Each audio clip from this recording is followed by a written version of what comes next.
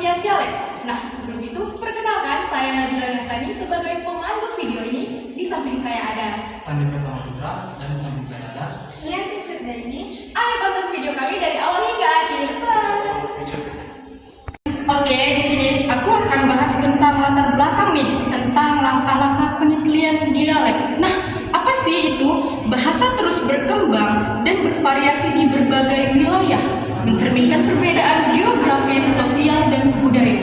Variasi ini menghasilkan dialek, yaitu bentuk bahasa yang khas dalam suatu komunitas. Nah, materi selanjutnya akan dibahas nih oleh Kak Mian. Nah, ayo dong kita ikuti Kak Mian. Nah, Kak Mian, menurut Kak Mian nih, apa sih langkah-langkah dalam penelitian dialek itu?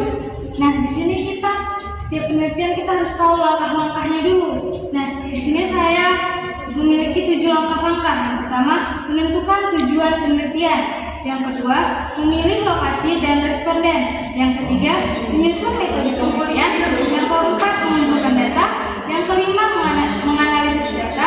Keenam, membuat pemetaan dialek. Dan yang terakhir, penyusunan laporan penelitian. Nah, itulah langkah-langkah yang bisa harus kita Dalam penelitian dialek itu ya Kak. Nah, di situ Kak Mian telah menjelaskan 7 langkah-langkah dalam penelitian dialek ini. Nah, teman-teman udah nyambung belum tentang langkah-langkah dalam penelitian dialek? Nah, materi selanjutnya kita akan tanya Kak Sandi nih, kira-kira gimana ya Kak Sandi? Ayo kita samperin.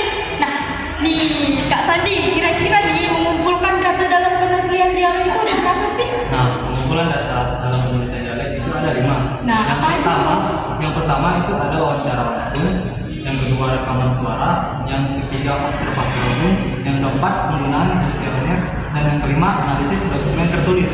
Oke, terima kasih ya Kak Sandi telah menjelaskan tentang pengumpulan data dalam penelitian dialek. Nah, selanjutnya materi yang kita bahas pastinya ada C, kendala dalam penelitian dialek dalam mengatasinya. Yuk, kita sama-sama tanya lagi nih sama Kak Mian, apa sih kendala dalam penelitian dialek dan cara mengatasinya? Nah, Kak Mian, kira-kira nih, apa sih kendala dalam penelitian dialek dan cara mengatasinya?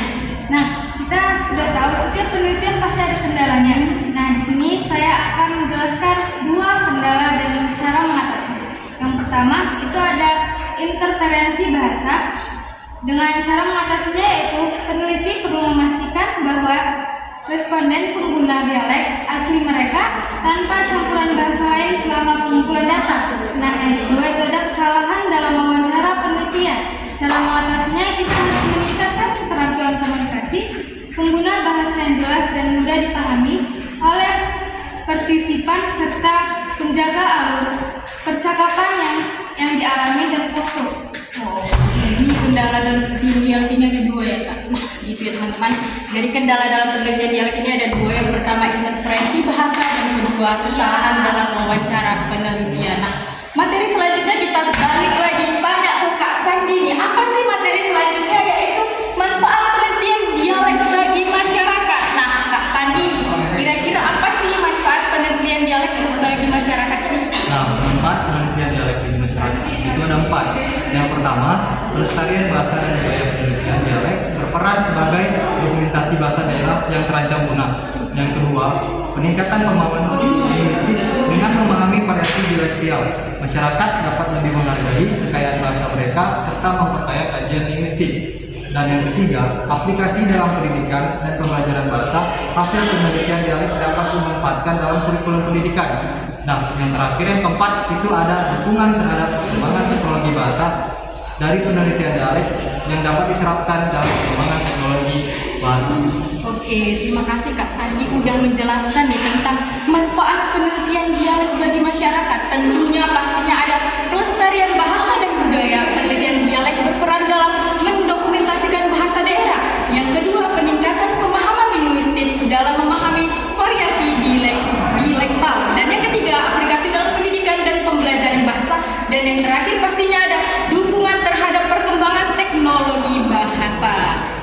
Oke teman-teman, jadi simpulan yang dapat kita ambil dari video ini ialah langkah-langkah dalam penelitian dialek mencapai penentuan tujuan, pemilihan lokasi dan responden, pengumpulan data melalui wawancara, observasi atau rekaman suara, analisis data berdasarkan aspek fonologi fonologi, morfologi, sintaksis, dan leksikal, serta penyusunan laporan hasil penelitian.